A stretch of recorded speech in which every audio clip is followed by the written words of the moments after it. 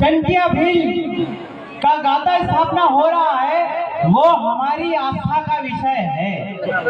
पर इस देश की जो जमीन है, आदिवासियों की जो जमीन है, वो गैर आदिवासियों ने हड़प ली है, वो वापस लेना टंटिया भील की आस्था का सवाल है। आप सब लोगों को मिलके जो जमीन जा रही है मध्य प्रदेश के अंदर, मध्य प्रदेश के अंदर टोटल हमने गिने थे साहब 1000 गाँव को डिस्प्लेस करने का प्लान मध्य प्रदेश सरकार ने बनाया है। 1000 गाँव, अगर एक गाँव की पब्लिक हो 300 तो 3 करोड़ लोगों को मारने का सीधा से सीधा प्लान सरकार ने बनाया है। जमीन है तो आदिवासी का अस्तित्व है, जमीन है तो हम आदिवासी हैं, अन्यथा हमारे आदिवासियों का कोई अस्तित्व नहीं है, हम कर्नलियों के बराबर हो जाते हैं। इसलिए हम लोगों को प्लान ये करना है, टंटिया भील की आत्मा को तभी शांति मिलेगी जब ये जमीन हड़प रखी है वापस आप समाज को दिला दोगे। हमारी आस्था का विषय है कि उनकी मूर्ति लगाना, वो एक हमारी आस्था का सवाल है, और उनकी आस्था है कि जमीन बचना चाहिए। कोर्ट कह रहा है कि भील आदिवासी और आदिवासी देश का मालिक है, पर समस्या यह है कि प्रकाश भील नहीं है ना, आइडेंटिटी आपने खो दी। Ramtu not belong to Hindu, ब्राह्मणी कल में ऐसा कोई नाम नहीं है जो रमतू उसमें होता है। आपका हकरी ऐसा कोई नाम हिंदुओं में नहीं है जो नाम अपने आदिवासियों में थे। तो आप लोगों को 100 नाम ऐसे तैयार करने हैं जिससे हमें नाम रहे कि हकरा आ रहा है, हकरी आ रही है, पता चल जाए देश का मालिक आदिवासी आ रहा है। आप लोगों को ये तैयारी करनी है, एक भी नाम जो है शरणार्थियों के मिलता जुलता एक भी नाम आप नहीं रखोगे, इसकी कसम खाइए, अन्यथा आदिवासी बोलने का हक तुम्हें भी नहीं है और हमें भी नहीं है। क्योंकि आपकी आइडेंटिटी को समाप्त करने से 50 से 40 चल रही है। हड़प्पा का जो था, इन लोगों ने शरणार्थियों ने जो ग्रेट वॉल ऑफ चाइना है, थाईलैंड से लोग आए और तब से उन्होंने ये चाले प्रारंभ कर दिए। आप लोग दिन भर खेत में काम करने को रह गए, वो लोगों ने एसी वाले कमरे में बैठ के आपको मुर्ग बढ़ाने का प्लान बना लिया है। जैसे आपका ये तो करना ही है, बाकी जब कोरोना काल आया इतना बेहतरीन इन लोगों ने हमको दबोच लिया, गाँव के गाँव में हम कहीं नहीं जा पाए, मोबाइल भी बंद है, गाड़ियां भी बंद है, सब बंद कर दिया था, अस्पताल भी बंद कर दिया था। जो गया वो नहीं आया, हमारे रक्षक दादा गया सुधार आज तक वापस नहीं आए। हम लोगों को 100 जड़ी और बूटी का विस्तारीकरण और उनका लिखना पड़ेगा, क्योंकि जो जानवर से बनती है उसको आप जो है बूटी बोलते हैं और जड़ से बनी उसको जड़ी बोलते हैं। तो 100 जड़ी और बूटी का विस्तार करना पड़ेगा। आपका जो मुहावरा है, मुहावरे में आप कहें कि पल में है परलय वाला आएगा कब, आपके ये जो गीता विता है हमारे पुरखों ने कब से लिख दी है। हमारे पुरखों ने कहा है कि पल पल न होती वड़वड़ना साली के राजा जोगी बन गया, जोगी था भी राजा बन गया। ये जो तथाकथित कहावत है, ये कहावत हमारे सदियों तक अगर बच्चे जान ले तो हमारा समाज चल सकता है। ये गीता से बढ़कर शब्द है, हम लोगों ने सेव करके नहीं रखा, हम लोगों ने लिखित में नहीं रखा, ये हमारी सबसे बड़ी समस्या है। आपका बात करें कॉन्स्टिट्यूशनल की, ये 2 तो होमवर्क का है, 3 100 मुहावरे जो हमारे बाप दादा बोलते थे। हमारे बाप दादा ने एक बार बहुत कठिन बात कही थी, जिसको मैं माफी चाहूंगा, बुरा ना मानना। कहा था कि लोली और बोली जिसने संभाल ली वो दुनिया जीत जा है। तो हमारे लोगों से न तो वो संभल रहे न वो संभल रहे। तो सबसे ज्यादा जेलों में अगर 376 में कोई पड़ा है तो वो हमारा समाज पड़ा है। जो है हमारे लोग दारू पी के गालियां देते हैं तो वो भी फंसे पड़े हैं। तो हमारे लोगों को तथाकथित पुरखों की बात बैठ करके आपको लेना पड़ेगी। पुरखों ने ऐसी व्यवस्था बनाई थी, पुरखों ने ऐसी कहावतें बनाई थी जिससे समाज चल। तो 100 मुहावरे, 100 जड़ी बूटी, 100 वो नाम जो आप लड़की और लड़के के जो है। फिर आपको देखते हैं कानून में 1874 में एक शेड्यूल डिस्ट्रिक्ट एक्ट बना है, उसमें कभी भी सरकार हमारे यहाँ हस्तक्षेप नहीं करी। वही 311 में वर्जित क्षेत्र, आंशिक वर्जित क्षेत्र 1935 में बोला ये वर्जित क्षेत्र क्या है, इधर कुत्तों का आना मना है, आंशिक वर्जित क्षेत्र क्या है, इधर इनका आना मना है। फिर वही तो एक डिस्ट्रिक्ट बना के वर्तमान संविधान में 5वीं अनुसूची और 6वीं अनुसूची डाल दिया। 6वां जो है वो नंबर है, 6वां कोई कानून नहीं है। 5वां जो है वो नंबर है, 5वां कोई कानून नहीं है। वो वर्जित क्षेत्र और आंशिक वर्जित क्षेत्र की परिभाषा दी गई। तो सीधा सीधा मतलब ये है, हमने ये पूछा कि 5वीं अनुसूची क्षेत्र में एग्जीक्यूटिव पावर का विस्तार हुआ कि नहीं, कार्यपालिक शक्ति का विस्तार हुआ कि नहीं, कलेक्टर का विस्तार हुआ कि नहीं, तो बोलते हैं हमको मालूम नहीं है। अगर तुमको मालूम नहीं है तो तुम कुर्सी लगा के यहाँ बैठे कहो। आप लोगों को ये सवाल करने पड़ेंगे। भाई आप अगर आजाद भारत में जाते हैं, जब आप पावर ऑफ ट्रांसमिशन वाले भारत में जाते हैं, तो हड़प्पा सभ्यता के समय हमारे पास 100% आदिवासी था और 100% जमीन थी। जब 1947 में आदिवासियों के पास 18% आदिवासी धरती पे रहा और 65% जमीन रही। जो आपका 82% आदिवासियों को इस धरती से गायब कर दिया गया, वो कैसे मरा, इस पे भी आपको लिखने की जरूरत है। इस पे आपको किताब लिखने की जरूरत है। 65% जमीन 35% कहाँ गई? जैसे 1947 से आपका 1950 मात्र 3 साल 2 साल के अंदर 18 से सीधा 8% पे आदिवासी आ जाता है।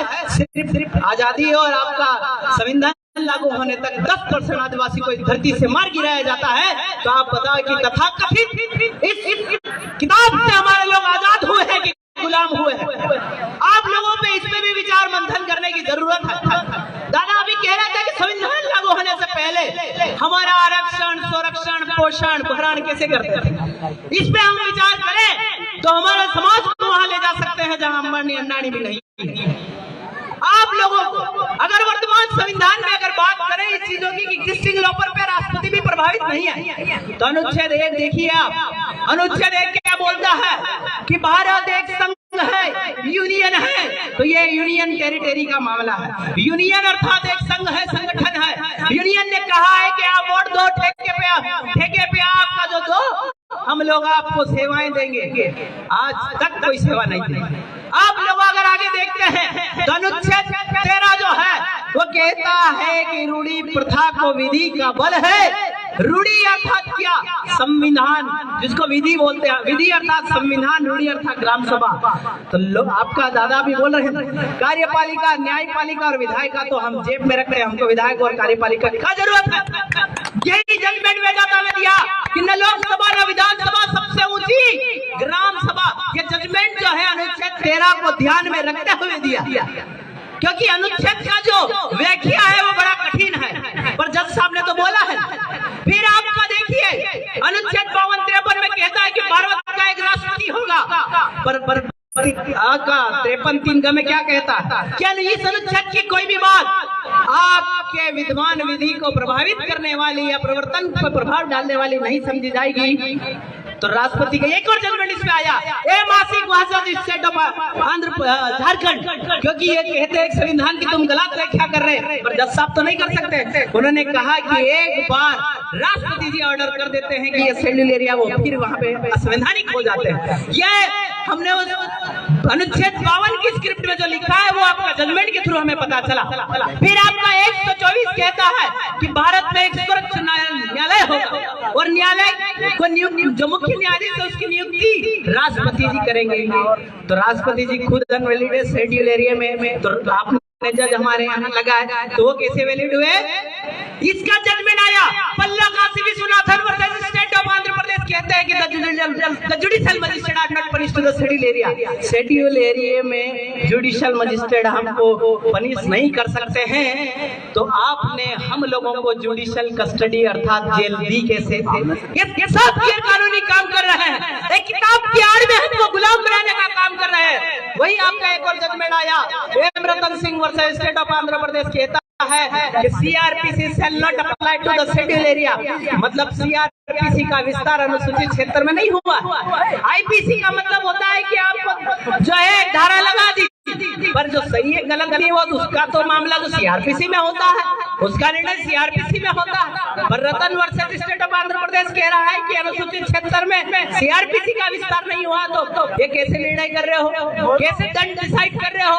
इसलिए हम लोगों को एक व्यवस्था का निर्माण करना पड़ेगा। फिर आप अगर आगे जाएंगे संविधान के अंदर आगे जाएंगे तो बहुत सारे 244 243 का झाबुआ के अंदर आपका नगर पालिका का विस्तार अभी तक हुआ ना है, तो झाबुआ में ये चुनाव क्यों करा रहे हैं अभी तक नगर पंचायत का? आज तक इस बात पे किसी ने आवाज नहीं उठाया। तो जिधर आपका जो शेड्यूल एरिया है, आपका state order 192/2003 APJ Abdul Kalam ने ऑर्डर निकाला, वो खुद अनवैलिड हो गए। वो ऑर्डर में टोटली अनुसूचित क्षेत्र है और उस क्षेत्र में नगर पंचायत का चुनाव होना असंवैधानिक है। हमने कभी इस पे सवाल क्यों नहीं किया? हम लोगों को विचारों से तो एक हो जाओ, हम लोगों को विचारों से एक हो जाओ। हमारी जो स्वार्थ है, अरे हमारा स्वार्थ तो है, हमारा अधिकार क्या है? वो तो स्वार्थ है, उस स्वार्थ को लेकर के एक हो जाओ। संगठनवाद, पार्टीवाद, फलानावाद, ढिमकावाद छोड़ दीजिए। जिस दिन क्रांति होगी उस दिन ये संगठन पंगठन उसमें से 5-5 लोग टिक गए ना, तो हमारे समाज को बहुत बड़ी सफलता मिलेगी। आपका जो नगर पालिका नगर पंचायत का विस्तार हमारे क्षेत्र में नहीं हुआ है, 243 में लिखा है। आपका 244 का 2 तो स्पेशल बोलता है कि इस अनुसूचित को बंदों में रहते हुए अनुसूचित क्षेत्र में कार्यपालिक शक्ति का विस्तार है, अर्थात पियून टू कलेक्टर आदिवासी होगा तो ही यहाँ पे विस्तार होगा। तो कैसे किया यहाँ पे? एक बार ऐसे ही भिड़त हुई, या भी जिला बदल करते फिर रहे हम लोगों को। जब हमने आमने सामने पूछा कि आप बताइए आपका विस्तार हुआ नहीं है, गेजेट दीजिए, राजपत्र दीजिए, आज तक नहीं दिया। गोले बना बना के कागज को रखा पड़ा। तो आप लोगों को वो तो उलझाएंगे, मारेंगे भी, गोली भी चलाएंगे, पर इस प्रकार से तैयार हो जाओ, एक को मारे तो 1000 खड़े हो जाए, तो हमको मारने की हिम्मत किसी में न हो। टंटिया भील का सपना तभी पूरा होगा, टंटिया भील का सपना तभी पूरा होगा कि एक टंटिया भील को मारा है 1000 खड़े हो जाएंगे, और एक विलेज खिलाड़ी को मारेंगे तो 1000 विलेज खिलाड़ी खड़े हो जाने चाहिए। ये सपना आप और हम में कर लीजिए, ये प्रण आप ले लीजिए। बिरसा मुंडा वो शख्स है जिसकी बकरे की तरह चमड़ी उधेड़ी गई, बकरे की तरह चमड़ी उधेड़ी गई। उसको बोला गया कि बोल तू देश का मालिक और आदिवासी नहीं है। उसने मर गया, पर कभी ये स्वीकारा नहीं कि मैं आदिवासी नहीं हूँ, देश का मालिक नहीं। आप सोच सकते हैं यही नैसर्गिक पावर है, तथाकथित नैसर्गिक पावर और अवचेतन जिसको बोलते हैं वो यही है कि आपका जो छुरा चल रहा है, शरीर पे दर्द ना हो रहा है, समाज का दर्द उसके माइंड में अभी भी हावी था, तो ये आपको दर्द पहचानना है। फिर आपका जो 371-72 है, वो कहते हैं कि 395 ने जितने अनुच्छेद खत्म किए हैं वो सारे के सारे लागू है। कोई भी आपका कानून इस धरती से खत्म ना हुआ है, सारे एग्जिस्टिंग लॉ बना करके यहाँ लागू कर रखे। पहली बात कि यहाँ की समस्या यह है कि समस्या पे आपको यहाँ के एरिया में कितने % आदिवासी है? 50% आदिवासी है। तो हमने आज तक ये मांग क्यों नहीं उठाई कि भाई 50% आदिवासी यहाँ रहता है तो राष्ट्रपति जी को, अभी तो आदिवासी है राष्ट्रपति जी, शेड्यूल एरिया इसको नोटिफाई करिए। राजस्थान में अभी 4-5 साल पहले किए थे, तो मध्य प्रदेश में जो आदिवासी तो होने की बात करती है कमल कांग्रेस या जो भी पार्टी करती है, तो अगर वो आदिवासी एजेंसी है तो शेड्यूल एरिया घोषित करो। क्योंकि रतलाम में पिपलोदा पहले रतलाम में होता था, उसको बाहर कर दिया, अभी शेड्यूल एरिया नहीं है, उनको पैसा एक से वंचित कर दिया। आपका रतलाम ग्रामीण में 1800 हेक्टेयर जमीन ले रहे, उसको पैसा एक से बाहर कर दिया और बोल दिया शेड्यूल एरिया नहीं है। वैदिक सिंह लोग का मामला है, पर हम लोग इतना सक्षम नहीं है क्या? हम लोग इतना ताकतवर नहीं है कि हम सरकार को बोल करके ये कहते हैं कि शेड्यूल एरिया घोषित करवा दो, नोटिफाई एरिया करवा दो, ताकि हम लोग बच सके। अन्यथा मारने का प्लान तो इन्होंने कब से कर लिया है। दादा ने एक बात कही थी कि सत्ता, संविधान और पूंजी से हमको बहुत बड़ा तरीके से निपटाया।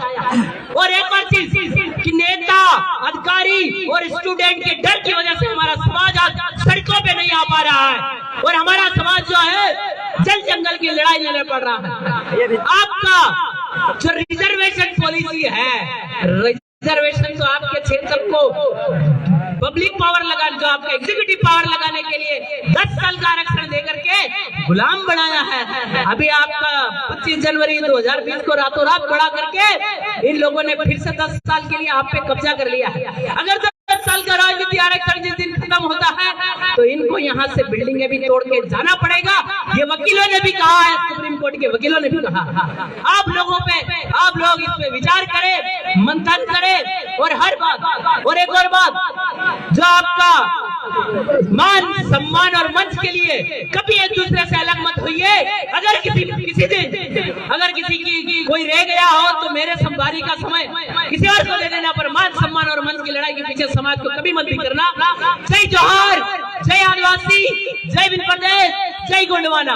एक और बात कि रतलाम में जो 1800 हेक्टेयर जमीन जा रही है और 1000 गांव पूरे मध्य प्रदेश में जा रहे हैं, तो 3 करोड़ लोग मरेंगे।